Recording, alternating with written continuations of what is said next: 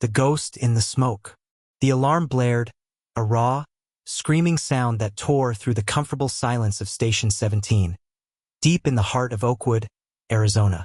Captain Ben Rook Riley, a man whose face was a roadmap of sun and smoke, was already moving before the dispatcher's voice crackled over the radio. A 3-alarm house fire, fully involved, potential entrapment. Engine 17, ladder 4. Let's roll. Structure fire, 1420 Pecan Street. Get the gear on, people. Rook yelled, his voice a low growl of urgency. Rook and his crew, Javi, the sharp-eyed rookie, and Marcus, the quiet veteran engineer, slammed into their seats. The rig, a massive, gleaming red beast, roared to life, sirens wailing a mournful song as they hurtled through the crisp desert night. Pecan Street was chaos. Flames were already consuming the 2-story home, licking up the stucco and shattering the windows with angry pops. The air was thick, heavy with the smell of burning wood and melted plastic. A woman stood across the street, hysterical, pointing wildly. My daughter, Lily. She's still inside. Upstairs in the back room, she screamed, her voice breaking. Rook's heart hammered a frantic rhythm against his ribs. Entrapment. That was the call that separated the job from the mission. He grabbed Javi. Javi, 2-man attack team. Thermal imager. Primary search. Upstairs. Rear room. Marcus, hit the hydrant, ley line, and get that first attack stream ready. No time for finesse. This one's moving fast. As Rook and Javi forced the front door, a spray of water immediately following to push back the inferno. A terrible realization hit Rook. The address, 1420 Pecan Street. It was the house where Rook's high school best friend, a guy named Pete, had grown up. Pete, who had moved away years ago, but whose family had sold the house to a young couple. A chilling wave of unease washed over him, but there was no time to dwell. Inside, the heat was a physical blow, an invisible fist hitting them in the chest. Visibility was zero, a choking, black soup that swallowed their helmet lights. The roar of the fire was deafening, the sound of a living, hungry thing. They moved on hands and knees, the roof groaning above them, the floorboards hot enough to feel through their heavy boots. Thermal up, Javi. Sweep low. Rook commanded, his voice tight inside his mask. They found the stairs. Halfway up, a section of the banister was gone, already burned through. They scrambled to the 2nd floor. The layout felt eerily familiar, a ghost memory of teenage sleepovers and stolen beers in the basement. Left turn. Rear of the structure. Rook shouted. In the hallway, a plume of superheated gas vented from a collapsing wall, a sound like a hungry sigh. The heat intensified instantly, searing the exposed skin on their necks. Their air alarms were ticking down fast. Rook spotted a faint orange glow on the thermal imager, a small heat signature, low to the ground, near a back bedroom door. There. Javi. Clear the door. I'm going in. Javi swung his axe, shattering the door. Rook burst through the threshold and saw her. A little girl, perhaps 7 or 8, huddled under a blanket, instinctively hiding from the light and sound. Rook dropped to his knees. Hey, sweetie. I'm a firefighter. I'm going to get you out. You need to hold on to me. Okay? We're going home. He scooped her small, limp body into his arms.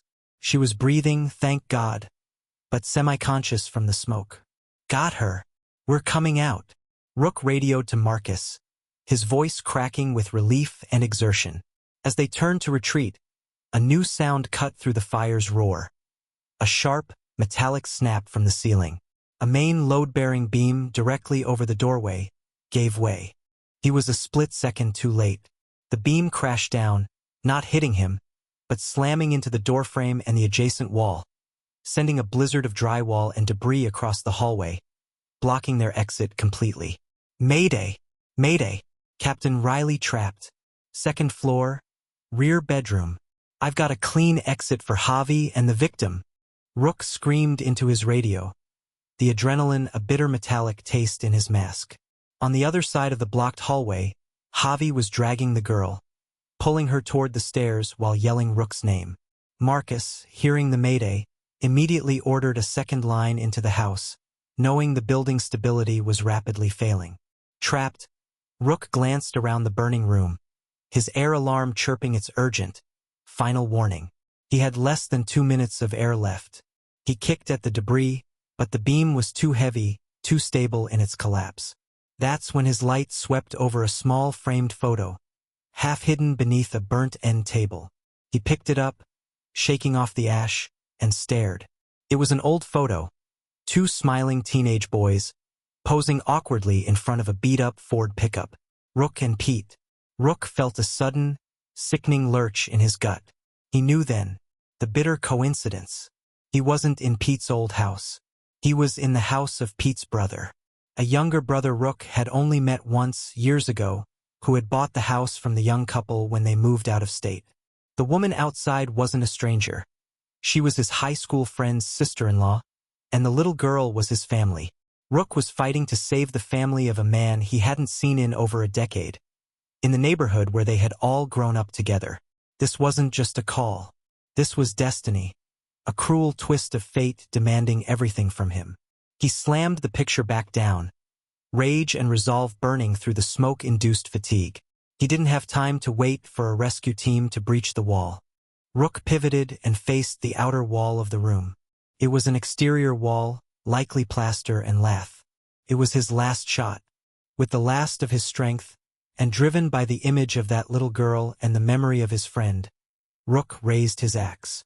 He swung, not with the precision of training, but with the desperation of a man who refused to die among ghosts. He hacked, he hammered, he tore at the wall, ignoring the shower of burning debris raining down on his helmet and jacket. The ceiling was starting to crack, sending a thick, dark smoke down that tasted like hot tar. Thwack! Crack! Finally, a weak spot. He hit it again, then kicked with all his might. The plaster gave way, and a section of the wall burst open to the outside air, a blast of cool, life-giving oxygen hitting his face. Below him, he saw the flash of an ambulance light and the worried faces of his crew. He was 1 story up. Rook, his air tank empty and his lungs screaming, pulled himself through the jagged opening. The fire engine's ladder, rushed into position by Marcus, was already scraping the wall beneath him. He didn't wait. He dropped, landing hard on the ladder rungs, the impact rattling his teeth. As he scrambled down, the sound of the house giving up its fight echoed behind him. The entire second floor, where he had just been standing, collapsed into a fiery pit with a monumental, thunderous whoosh. He reached the ground, stumbling into the arms of Marcus and Javi.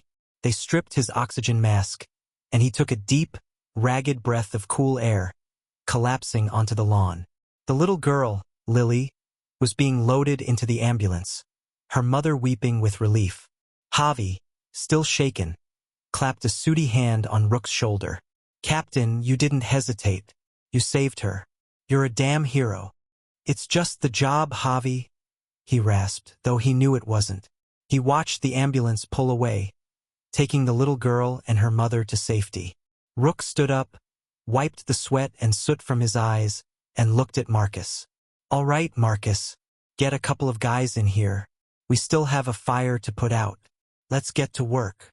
The fire was out, but the smoke of that bitter coincidence, of almost dying in his friend's family's house while saving his niece, that smoke would linger in Rook's memory long after the last ember was cooled.